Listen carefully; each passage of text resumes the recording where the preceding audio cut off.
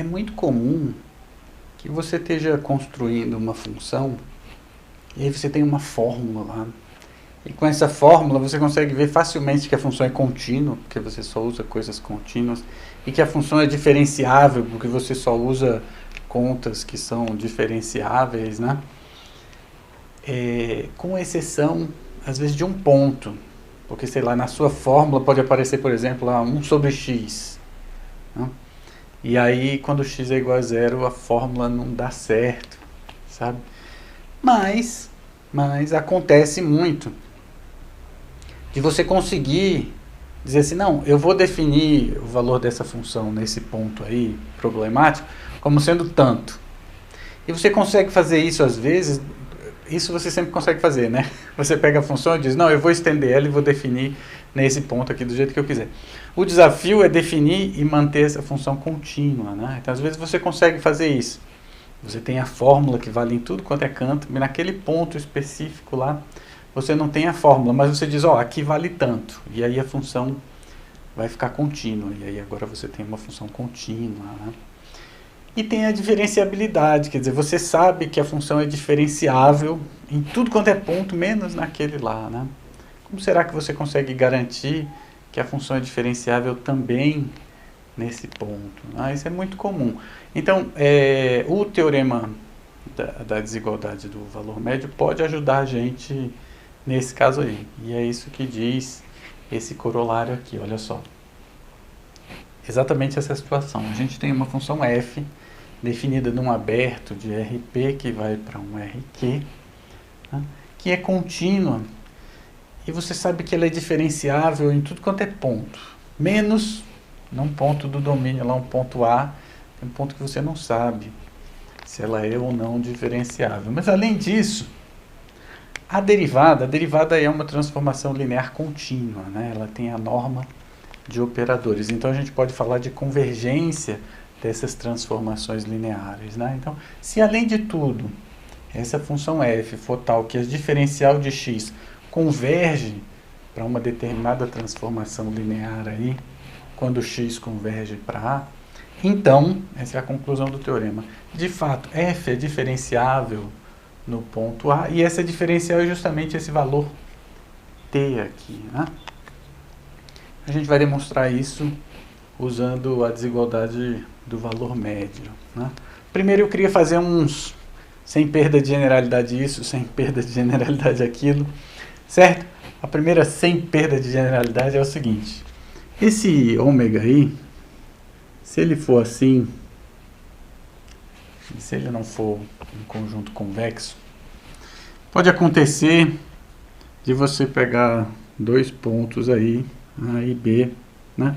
E quando você liga esses dois pontos, o segmento de reta não está todo contido dentro de ômega, né?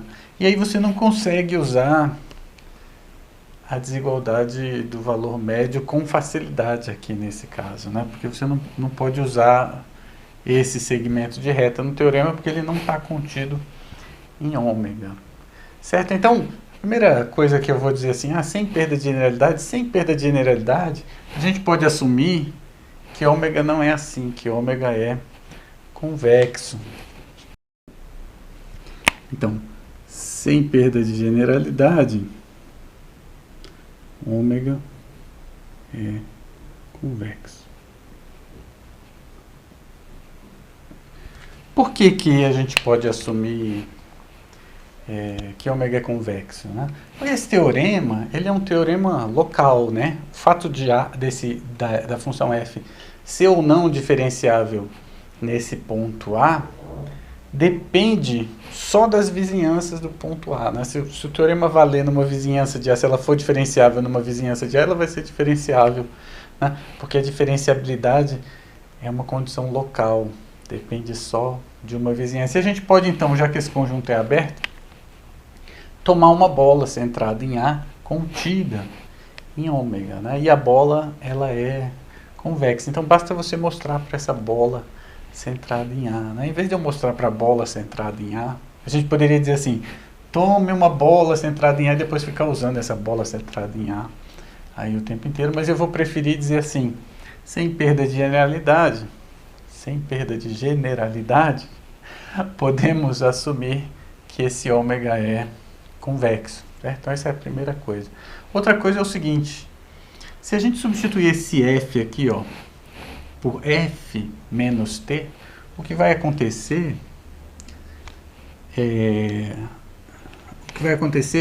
por exemplo, se eu chamar essa f menos t aí de g igual a f menos t, né? O que acontece é que a derivada da g num ponto A aí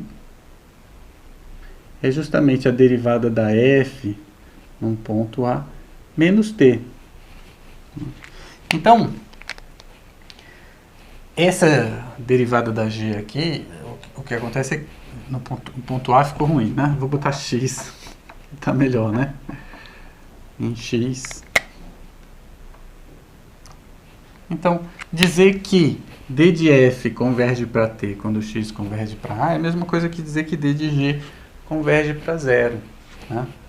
E aí a gente vai ter exatamente o caso aqui em que t é igual a zero, né? E se a gente mostrar que d de g é diferenciável no ponto A, esse f também vai ser.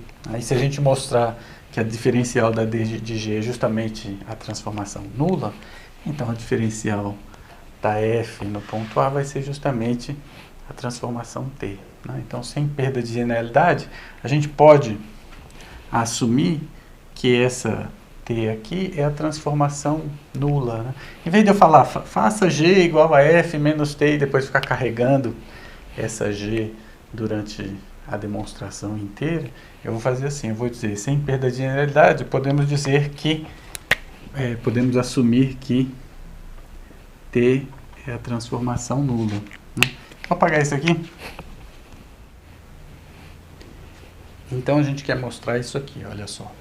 Que a f ela é diferenciável no ponto A e que a diferencial é a transformação nula, né? Ou seja, que f tem taxa de variação nula. Quando a gente escreve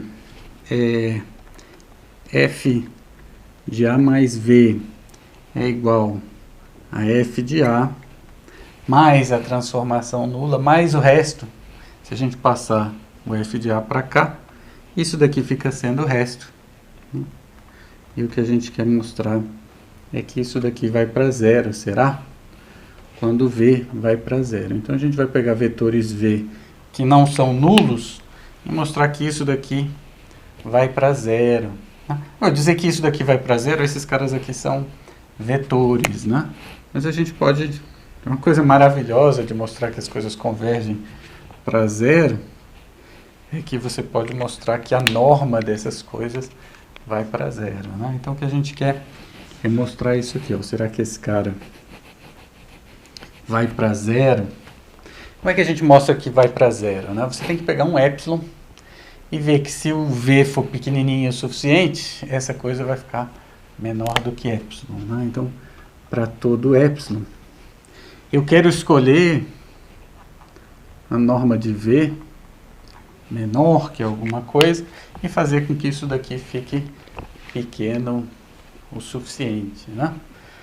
Bom, aí entra a hipótese desse cara convergir para a transformação nula, né?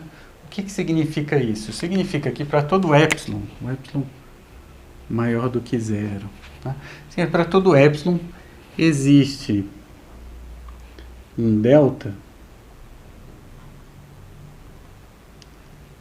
tal que, né, se a norma de z menos a, ou seja, se z estiver próximo de a, né, for menor do que esse delta, isso implica que a norma da diferencial em z é menor do que epsilon, certo? Isso que quer dizer esse cara convergir para zero. Se esse cara for pequenininho, ou seja, se z estiver próximo de a, df de z vai estar próximo de zero, né? E aí eu vou usar aqui a desigualdade do valor médio, né? Olha só, esse cara aqui, ele é menor ou igual que o supremo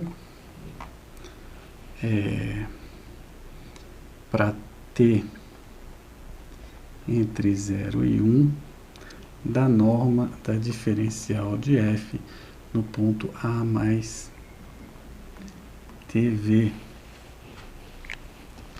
Certo?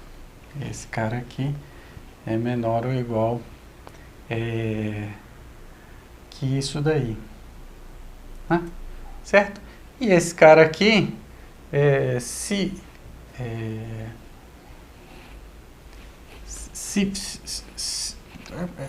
aqui fica meio fácil, né? Se V for menor do que esse carinha aqui, então essa derivada aí, esses vetores todos, se você subtrair, né, fizer ele menos A, vai dar TV, e TV, como t está entre 0 e 1, vai ser pequenininho aí também. Então esse cara aqui vai ser menor do que epsilon. Né? Então, esse menos esse, dividido pela norma de V, vai ser menor do que esse supremo aí. E como esse cara converge, esse supremo aqui vai ser menor do que epsilon, desde que V seja pequenininho, né? Ou seja, esse cara aqui vai para zero, né? O que significa isso? Que f é diferenciável e a diferencial é nula, né? A taxa de variação dessa f aí, como transformação linear, é a transformação zero. Né? Vamos ver um exemplo. O exemplo é esse aqui, olha só, bem simples. Eu queria definir essa função f com essa fórmula aqui, ó, exponencial de menos 1 sobre x ao quadrado. Né?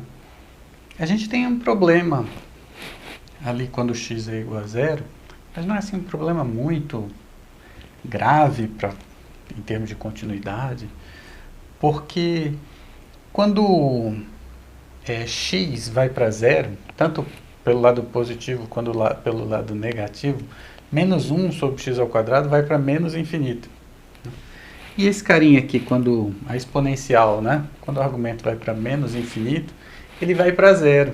Então, se você definir f de x como sendo zero, em x igual a zero, você vai ter uma função contínua, né?